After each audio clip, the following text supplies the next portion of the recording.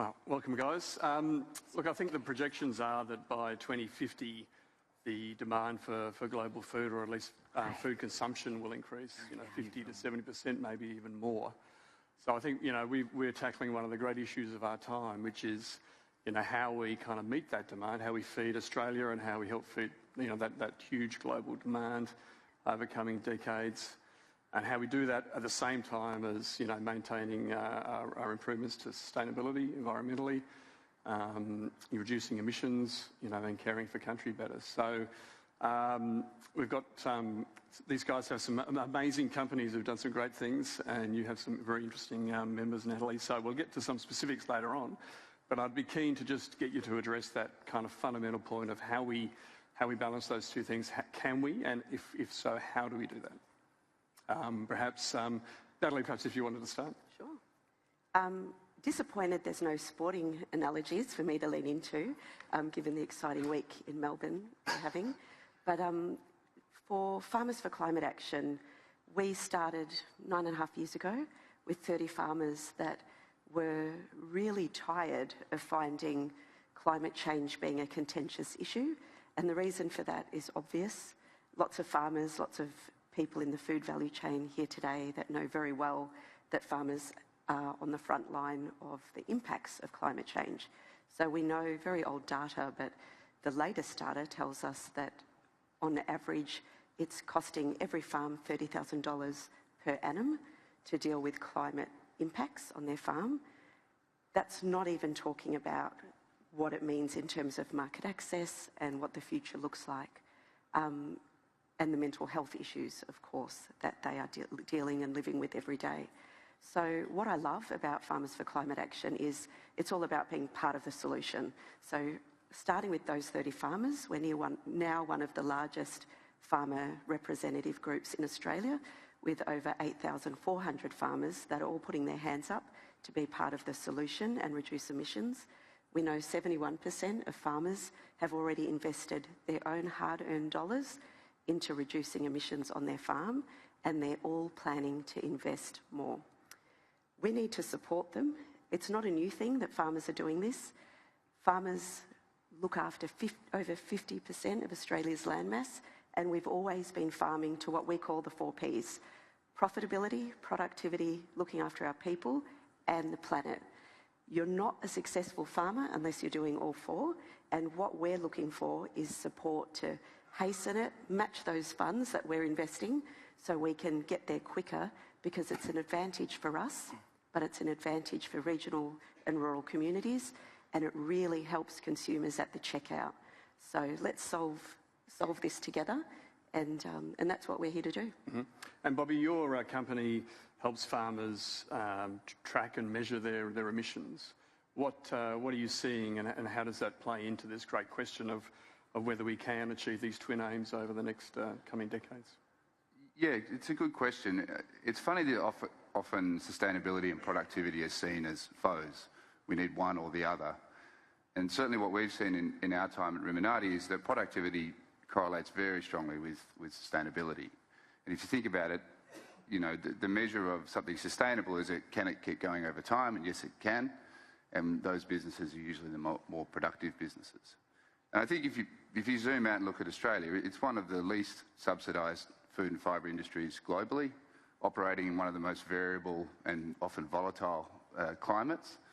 And so the farmers that have stuck with it have, by nature, had to figure out how to be sustainable. If we're drawing on resources to produce food and fibre in an unsustainable way, that would be self-correcting, and they're not there. So my lens on it is, as you say, measuring emissions. We're trying to help primary producers gather and manage their data in a sort of an efficient way that's not overburdensome and prohibitive to what they're doing.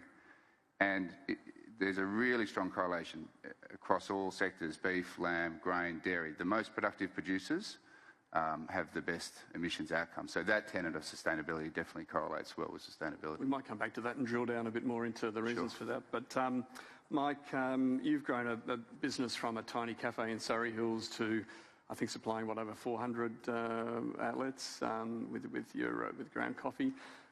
You're expanding in Japan. It's quite an amazing story, really. but you've done that at the same time as using solar energy, getting rid of plastic milk bottles, investing in compostable drip bags, and finding some uses for your byproducts. So, how have you managed to do that, and have those sustainability efforts meant a reduction to the bottom line or to productivity? Has there been a trade-off? How has it worked for you? Thanks, good question. The answer for us is we don't have a choice. We're seeing in the coffee industry, there was a study done by the Climate Institute that predicted by 2050 that 50% of the land suitable for growing Arabica, which is what specialty coffee companies generally buy and roast, would be unsuitable for growing coffee. So that's driven by regions like Brazil, Vietnam, Indonesia. The impact of that is potentially the livelihoods of those producers in those nations are at risk. We're seeing the impacts of that climate already now. You're probably hearing about it on TV and in articles around the cost of coffee. But the coffee commodities market started with climate impacts in Brazil has risen 102% in 12 months to the highest ever. So it broke through $4 US per pound. So as a coffee business that was started in Surrey Hills in 2003, part of our mission and our fight is something we call No Death to Coffee, which is essentially protecting the future of coffee and the livelihood. And what we're doing is ensuring that we can keep enjoying coffee through to 2050 and producers can continue to have a livelihood. And we can support the $4.9 billion cafe industry in Australia. The answer is, as Bobby alluded to, are they friend or foe? They're definitely friend, and we've been able to double the size of our business in the last 5 years, expand into Japan by actually doubling down on our sustainability efforts as a business and putting it at the heart of our proposition as a business, not seen as sort of a department that sits outside of what we do. We're fighting to protect the future of coffee and coffee producers and make sure they've got a livelihood. Well, and ultimately that drives everything. Yeah. And Natalie, you seem very buoyant and confident that this great challenge can be met. What are some of the ways on farm that you're seeing of achieving that? Whether it's regenerative agriculture or AI, or what are some of the stories that you're hearing from your members about how that's going to be achieved? Great question, and we're hearing the range of technologies. Farmers are problem solvers, they're resilient, and every farm is different. So every solution looks quite different on farm. So what we're seeing is some farmers are hosting large-scale renewables, like DJ, to diversify their income, but also it works really, really well with agriculture. So it doesn't impact production, but you're actually getting double the value from the land use. So that's one way. At the other end of the coin, you mentioned regenerative agriculture or nature-positive agriculture, and there's a really strong growing movement in that space. We've got some really dynamic member groups in that area that are really pushing the dial and getting incredible outcomes of profitability through regenerative agriculture and approaches. So I expect to see some really big developments in that trend. But in between is where most of it's happening, in that conventional agriculture space, leveraging technology. Luke mentioned some great initiatives with leveraging different grazing patterns, different water use on farm. Everything that we're doing agrivoltaics on farm is really good. So on-farm solar and battery systems are part of, there's so many farms now. We'd love to see that hasten. We think it's really important as one way of value stacking. If we could get support or incentives for on-farm batteries, what we'd do is strip out diesel generators overnight, which are really high emissions producing technology. For those that are connected to the grid, we'd really relieve the pressure on underserviced poles and wires in regional communities and leave more for the rest of the community. We've just seen with Tropical Cyclone Alfred a lot of power outages, so resilience on farm and during disasters would be really enhanced, and we would have less food waste. So they're the sorts of things that we'd love to see. There's lots of great case studies, agritourism, but there's one farm in northern New South Wales, Macca's Farm, which is carbon neutral beef, just a year yesterday, I think, of being accredited carbon neutral. And what he talks about is the 1%ers. And looking at the whole farm business, tackling everything one step at a time has got him to be carbon neutral, and also created a new income stream in low genetics, low emissions genetics that he's able to sell now. Right. So there's lots of solutions. We need to fast track it. We're on a timeline. So support to do that would be great, but farmers have solutions. Okay. And Bobby, you mentioned this correlation you're seeing in the data between farms that are making progress in terms of emissions and productivity. How do you explain that? What are some of the factors there? Without boring the crowd. Is it just a matter of size? Or? No, so basically the way emissions are reported from the farm down the supply chain is this intensity metric. So kilograms of carbon dioxide or carbon dioxide equivalent per kilogram of output, beef, lamb, wool, grain, whatever it is. And that's how you can compare businesses of different sizes on a like-for-like basis. And if you look at that equation, kilograms of carbon dioxide or carbon dioxide equivalent, they're typically costs. Not typically, they are costs. And then the bottom part of that equation is output.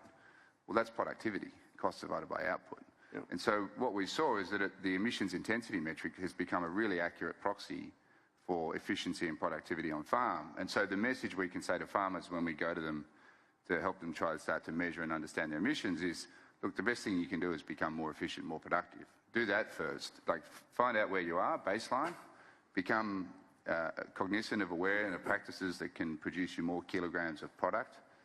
And that's the best thing you can do sort of without introducing a new technology or a new practice or unnecessary costs. Yeah. And it's a win-win because the banks and the supply chain are really positive about that message too. They don't want to go to farmers and say you have to spend this amount of money to reduce emissions when there's no clear path for producers to an ROI on that just yet. Yeah, right, okay. But if you're selling more lambs or more steers or more grain, well, everyone's a winner there. So that's something we sort of suspected a couple of years ago, but as the data's come in, as I said, it's a really strong correlation. Yeah, and I think we've got a lot of coffee drinkers here because I've got questions flowing in for Mike. But I mean, some you might debate. How high will the cup price go? Well, yeah. As it happens, there are questions about pricing, but it's an important point for all of you. But particularly, coffee exercises our minds every morning, I guess. And you could argue about whether coffee is an essential food. I certainly think it is. But you know, in your experience, to what extent are consumers willing to pay more for that sustainable product? And where's the limit to that? Where's the price point? And maybe I'll come back to these other guys as well on the general issue. $1 million question. We certainly believe consumers will continue to pay for well-sourced, well-made coffee. And we don't see at the moment that slowing down. We see continued growth and opening of cafes. We see growth in our own stores and own business. Of course, understanding that there's sort of a cost of living crisis. But what we're finding is that the operators and the cafes that are focused on their quality, on a sustainable product, on an amazing hospitality service, because ultimately all anybody wants is to walk into a cafe and the barista has made your coffee before you walked in and they say, hey, Jason, good morning, here's your strong oat flat white. So consumers will continue to pay $6 to $7, we believe, for a cup of coffee. Right. And that represents the value. And it's an interesting, I talked before about the C market being at $4. What's not been discussed actually is the fact that producers are the ones winning in the value chain. And that was the whole foundation of specialty coffee. It was set up to pay producers more for a higher quality product. And they've often been left behind in the supply chain. And at the moment, with a $4 coffee market, they're actually getting a greater share of that global coffee industry. So where do you think, I'll push you a little bit because we do have questions on this, but where do you think that price will end up? Are we going to be paying $8 for a long black in the morning? I think if it's a large, strong oat, flat white, strong, you might be paying up to $8. Right. But we think, between $6 to $7 for a regular coffee is where it's going to be, and I think you'll see that price increase really quickly in the last 6 months, over the next 6 months towards July. And there's a good question here, which is for Natalie, but I think all of you could probably answer it. We are on the eve of an election at some point in the next couple of months. The question really relates to, what could policymakers do? What could the next government do to help, your companies, your customers, your members, achieve this balance of growing, production at the same time as, maintaining and increasing sustainability? What are some of the key things you could be looking for from some of the pollies in the room? Yeah, I think two things we'd ask on behalf of our members, having consulted them. And it's actually interesting because it's not directly about how we farm. We want the right to retain how we do that. But we'd say give us some incentives or matching funds for on-farm batteries. They're 6 figures, 10-year payoff time at the moment, and they benefit the whole community as well as strip emissions and costs out of food and fibre production immediately. So let's get behind that. Great that we're doing it for household batteries. Let's create a story for really creating impact on farm. The second thing I do, pollies will be happy, it's budget neutral. Would you believe that if I create a solar and battery system on my farm, that if my house is on a separate title, I can't shift that energy that I'm producing to offset the power on my house? Makes no sense. We need to change that. It's a stroke of a pen. Regulation designed for 1950s poles and wires. We're in a distributed energy environment. Got to catch up. It's really hard to invest if you can't use what you're producing and paying for. So let's get those two things done and make a big difference. And Bobby, you have any thoughts on what policymakers could do to improve the effectiveness of what you do? And yeah, I mean, our premise as the approach from our company is that everything needs to be based on good data. The first thing that any company or producer needs to do when they're moving towards a lower emissions, more sustainable posture is understand where they're starting from.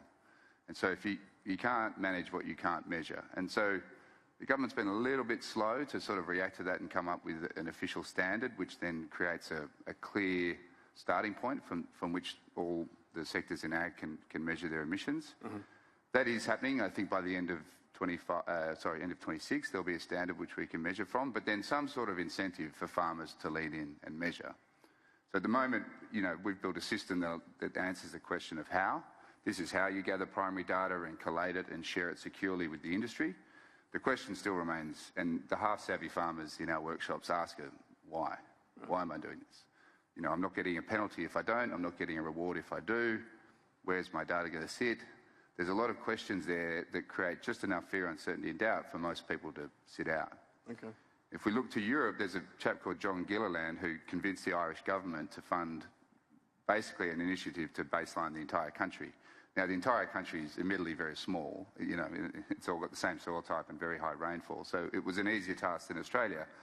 But now Ireland has this wonderful data set from which it can launch a bunch of initiatives to quantify, A, what's happening on farm, but B, then make a really informed set of decisions about what's the best for them to do.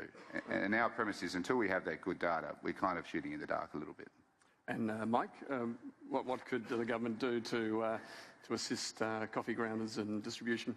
So when we did our carbon reporting, we found, which was surprising, that spent coffee grounds, so after you extract a coffee shot, incorrectly disposed in cafes across our network represented 21% of our carbon emissions impact when we took those into account. So we partnered with Reground in Victoria and turned, I guess, a sustainability initiative into a business advantage. So they actually collect the coffee grounds from our customers and take those to community gardens across Victoria. The high But we sell nitrogen. high nitrogen product because coffee grounds off gas in landfill, so high in methane, so really bad, but potentially good for fertilizer on farms. So we're trying to get that out of landfill. Yeah. You know, there's 75 million kilos created by cafes across Australia, so maybe we want some help. assistance with turning that waste into a positive product. Yep. Yeah, great. Into a product. I think we're out of landfill. time, but we could go on forever, particularly about coffee prices. But thank you very much. All of you. Hopefully not. Thanks, man. Thanks. Thank you.